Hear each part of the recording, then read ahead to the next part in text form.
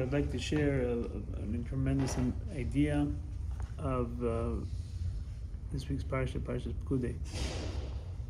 The key point that we need to remember is that the Mikdash, the Mishkan that we're discussing here in this Parsha, has one element, and that is something that makes it unique, is that this is a house for HaKadosh Baruch Hu. That means that the Shekhinah rests here, in the Mishkan, and then after in the Beit Hamikdash.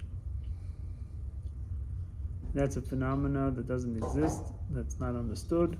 How is it possible that the presence of HaKadosh Baruch Hu should be on Etzim V'Avanim? It's something that's, it's mundane. The presence of HaKadosh Baruch Hu is there. It's not in someone's intellect, it's not in someone's, it's not in our highest capacities of as a human, meaning HaKadosh Baruch Hu chose. So there's a Sifrono that says that the Mishkan that Moshe Rabbeinu built with all its kelim had two advantages.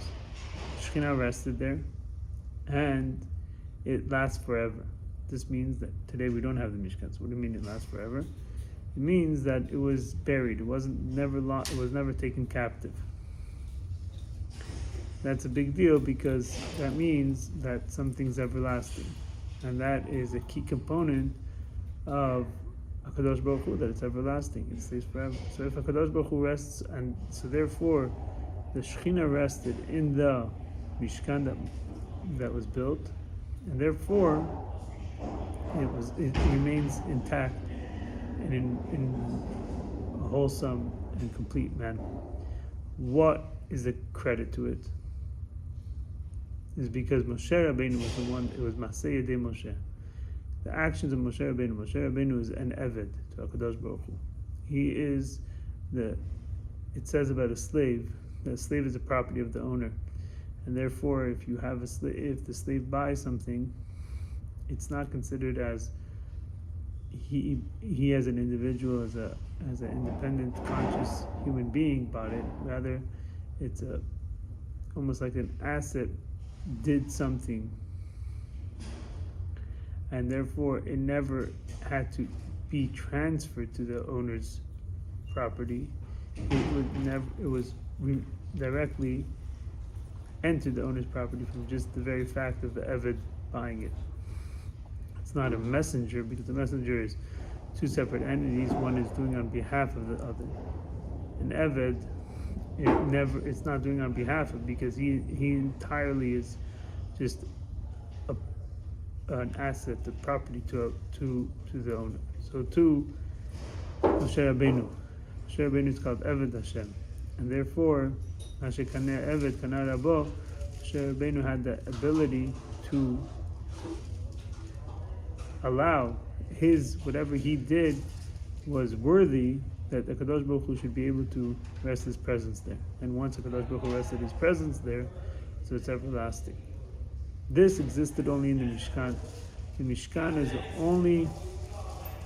the only scenario that we find that the kelim, the utensils, the actual physical utensils of the Mishkan, of the Beit Hamikdash, were everlasting.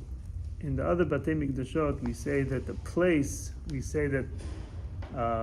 that different than the Mishkan, that the Mishkan could have been here one day and be another place another day. So once it left the previous place, there was no value to that piece of ground. It never took on the properties of the Mishkan. It always remained just a piece of dirt.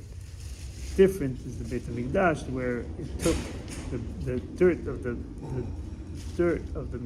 Beit Hamikdash, it itself became a piece of kedusha. Fine, but that's only specifically to the place. So the explanation could be given for the same reason that the Mishkan became everlasting and holy in the kelim, in the utensils. That is why the Beit Hamikdash was only able to carry its holiness in an everlasting way in the ground. What's the explanation? Who built the Beit Hamikdash? Not Moshe Rabbeinu. Even Shlomo Melech, he had to pray on behalf of his father David, in the presence of Kadosh Baruch Hu there, because also David had a similar idea of an Eved. But because whoever built the Beit Hamikdash at that time did not have that same ability to make a place that it's befitting, that could contain the Shaita Shekhinah, so it didn't have an everlasting effect like Moshe Rabbeinu's actions, Moshe Rabbeinu's handiwork did.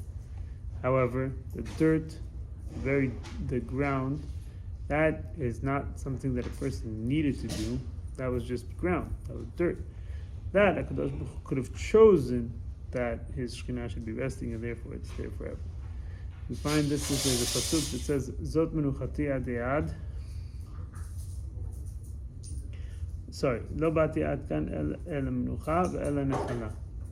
He did not come here until menucha, and he did not come until the nachala. And so the Mepharshim explained menucha is referring to Mishkan, the Mishkan, and nachala is referring to the Batei Mikdashot. So the explanation is like this: that menucha is the individual is in a resting, he's at rest. That is referring to the kelim of the Mishkan, that they had that sense of menucha. They had those both resting in the sense that there was Shekhinah there, but only in the actual individual's rest. Nachala is referring to an inheritance. Inheritance is something that is usually involving land or property or whatever. That is referring to the Shaita Shekhinah happened in the land of the Batei Mikdashot. Now here's something very interesting with this land. I think it's the Bechaye, or this. I think it's the Bechaye that says, or gives to reason, that the reason why the Mishkan was able to have this nitzchiyut, had this everlasting character, this feature, was because it had the Aron. Now, it says also about the third Beit Hamikdash that it's going to be forever, because it will have the Aron.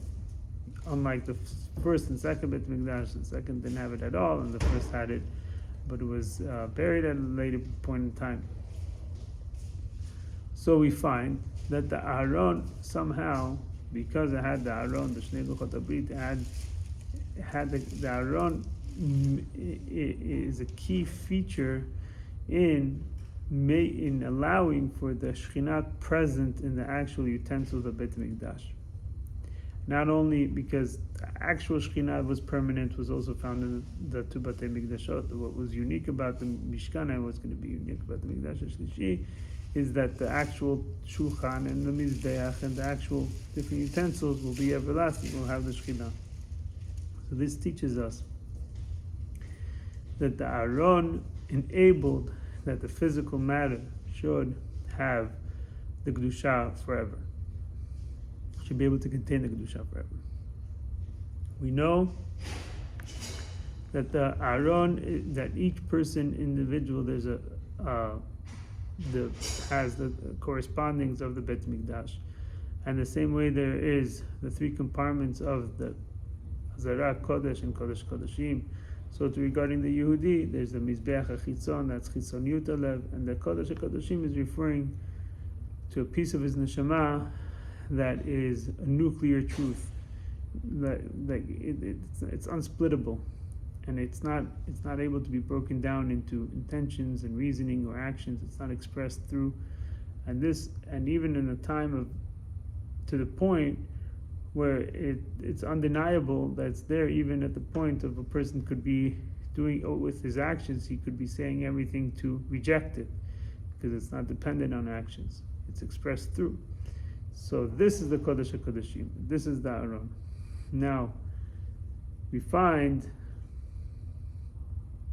and this is what brought about the everlasting feature of the kelim, of the physical stuff that should be having the Kedusha of Kadosh Baruch Hu. How so? We find that interestingly, the Rambam doesn't choose to use the word Mishkan. How does the Rambam say the word Mishkan? Mikdash HaMidbar. When you say Mikdash HaMidbar, you're saying it's the Mikdash of the desert. So perhaps the Rambam, we know, hinted at many points in his works that to Kabbalah, but never said it out to the open. And this may be another time it was hinted. Knowing that the Mikdash is referring to that piece of the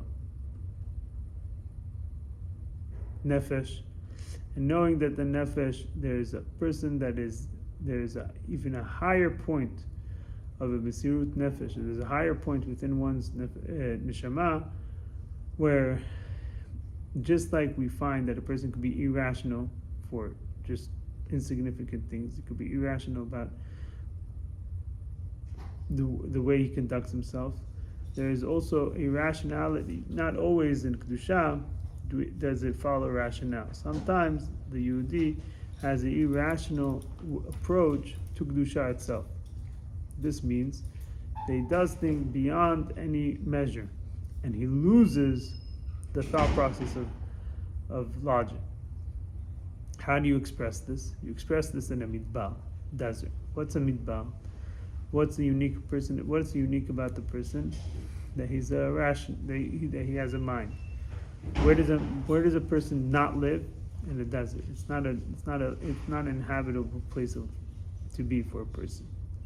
So when you say Mikdash HaMidbar, you're saying that this piece of the neshama that we spoke of earlier, that's the nuclear truth of the Yehudi, that is intact and in full because it's not based on actions.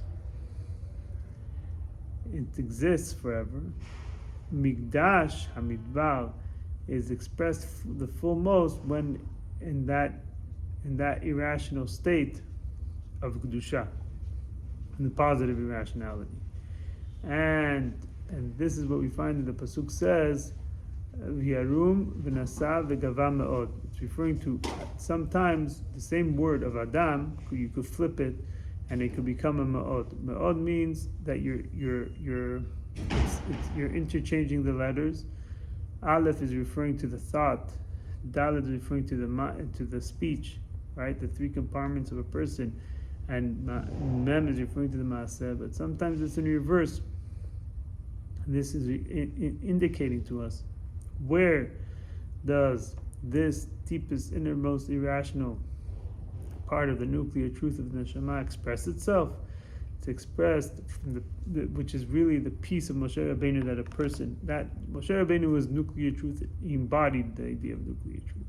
The Yehudi has a spark of it. Where is this brought about in full throttle? Where is it? Who gets the first spark of it? Always maaseh. Always the physical, mundane form of action. It's not conceptualized and then it's verbalized, and then it's brought to expression in the world. It's in reverse. This piece of the neshama is so deep that it has to create its own way of expressing, and that's specifically through ma'od, that action comes first. And this is the idea that we find in the Bechaya that says that the Aron was the one that brought about the everlastingness of the utensils, the physical utensils,